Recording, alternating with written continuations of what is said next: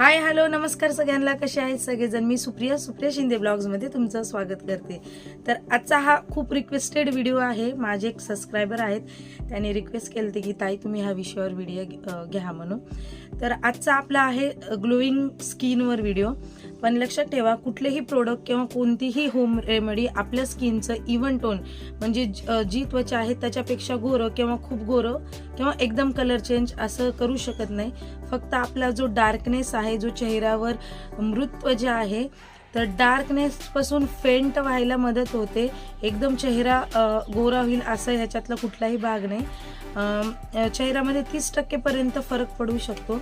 तर आजचा हा व्हिडिओ आपल्या ग्लोईंग स्किनवर आहे। ऋतू कुठलाही असू द्या, आपण ही होम रेमेडी किंवा एक प्रोडक्ट सांगितलेला आहे, हे वापरून आपण आपल्या स्किनवर ग्लो आणू शकतो।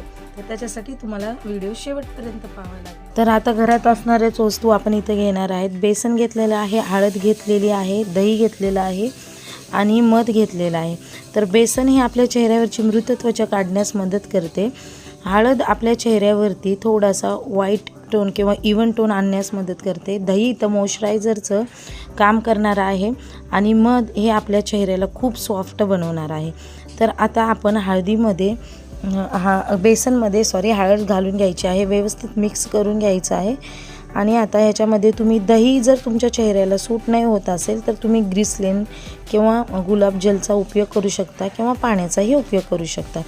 तर हे चारही गोष्टी एकत्र करून घ्यायच्या आहेत। असं मस्त एक बॅटर बनवून घ्यायचं आहे। तर आता आपण याच्यामध्ये मध घालून घेऊया। तर मध घालून घ्यायचं आहे अशा प्रकारे। तर मध घालून घेतल्याच्या नंतरनं हे पूर्ण बॅटर मिक्स करायचं आहे। एक छान थिक लेयर आपल्या चेहऱ्यावरती बसेल अशी हे करून घ्यायची आहे मिक्स। जास्त पातळ करायचं नाही आहे, एक थिकनेस ठेवायचा आहे, जेणेकरून हा लेप आपल्या चेहऱ्यावरती छान राहील किंवा मस्त बसेल चेहऱ्यावरती।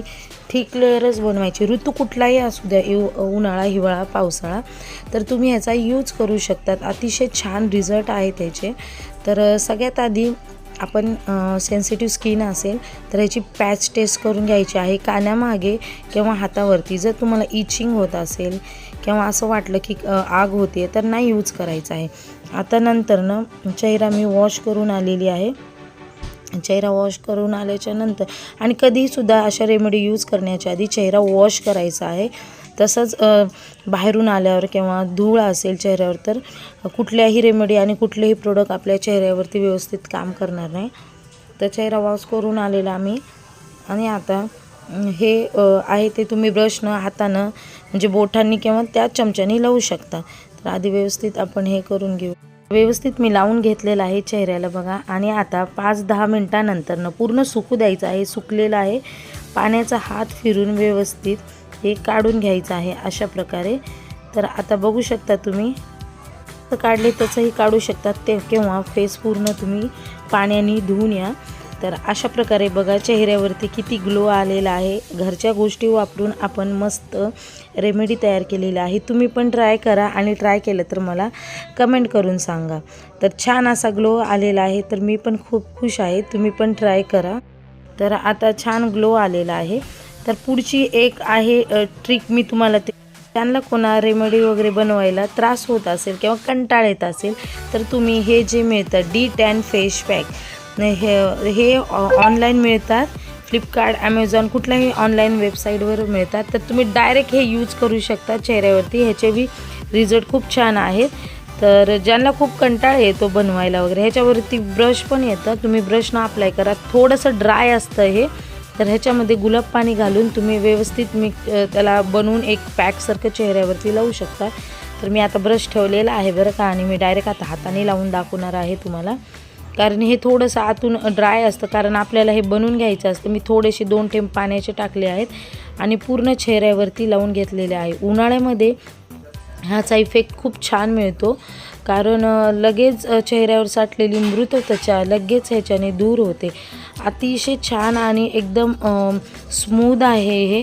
तर अशा प्रकारे हातानेच मी पूर्ण चेहऱ्याला लावून घेतलेलं आहे, बोटांनी तर अशा प्रकारे। तर तुम्ही पण ट्राय करा। ऑनलाईन भरपूर मिळतात। D10 फेस पॅक म्हणून आहे, उन्हाळ्यासाठी स्पेशल आहे बरं का। पॅच टेस्ट करायची आहे आधी कानामागे किंवा हातावरती नक्की करायची आहे. आणि आता आपल्याला पूर्ण फेसवरती जे लावलेलं पॅक आहे ते पूर्ण सुकू द्यायचं आहे. एक 10 ते 15 मिनटाच्या आत ते सुकतं. आणि आता हे पूर्ण सुकलेलं आहे. ह्याला मी ओल्या नॅपकिनने असं क्लीन करू शकते की तुम्ही, नाहीतर तुम्ही डायरेक्ट जाऊन फेस वॉश पण करू शकता. तर अशा प्रकारे लगेच निघतं, हे कसलाही साईड इफेक्ट नाही.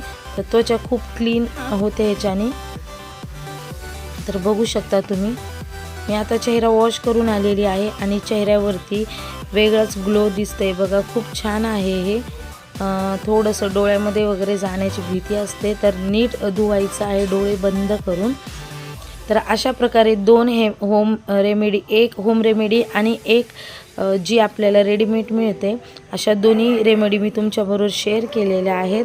तर नक्कीच चॅनलवर नवीन असा तर चॅनलला सबस्क्राईब, लाईक आणि शेअर करायला विसरू नका.